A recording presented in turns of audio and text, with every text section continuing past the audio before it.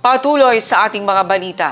Upang matiyak na sumusunod ang mga fuel stations sa umiiral na galaw sa presyo ng langis at maprotektahan ang kapakanan ng mga motorista, isinagawa ng Ministry of Environment, Natural Resources and Energy ang monitoring sa presyo ng gasolina at iba pang fuel products sa mga fuel stations sa Cotabato City at mga kalapit na munisipyo. Ang News Now sa report.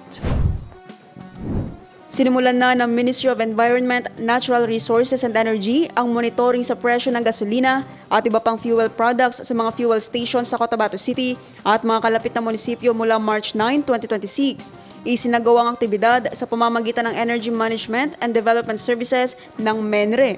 Katuwang ang Philippine National Police upang matiyak na sumusunod ang mga fuel stations sa umiiral na galaw ng presyo ng langis at maprotektahan ang kapakanan ng mga mamimili. Bukod sa pagdodokumento ng retail prices ng fuel, nagsagawa rin ang monitoring team ng random verification sa calibration ng fuel dispensing pumps upang masiguro na tama ang dami ng gasolina na natatanggap ng mga motorista batay sa presyong kanilang binabayaran. Ayon sa MENRE, bahagi ito ng kanilang oversight sa downstream oil and gas industry sa Bangsamoro Region.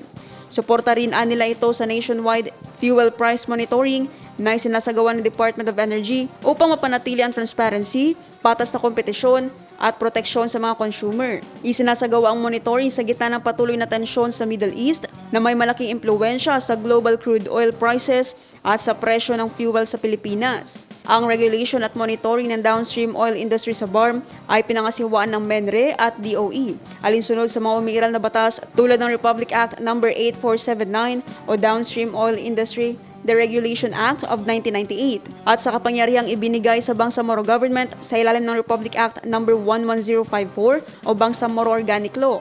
Batay sa paunang obserbasyon ng monitoring team, karamihan sa mga fuel stations na kanilang nasuri ay sumusunod sa umiiral na presyo sa merkado. Maayos na ipinapakita ang updated pump prices at wala ring nakitang under-delivery ng fuel. Ayon sa MENRE, magpapatuloy ang kanilang regular na monitoring ng presyo ng langis upang mapanatili ang transparency sa fuel pricing at maprotektahan ng consumer sa Bangsamoro Region. Naphtali Velarde, iMinds, Philippines.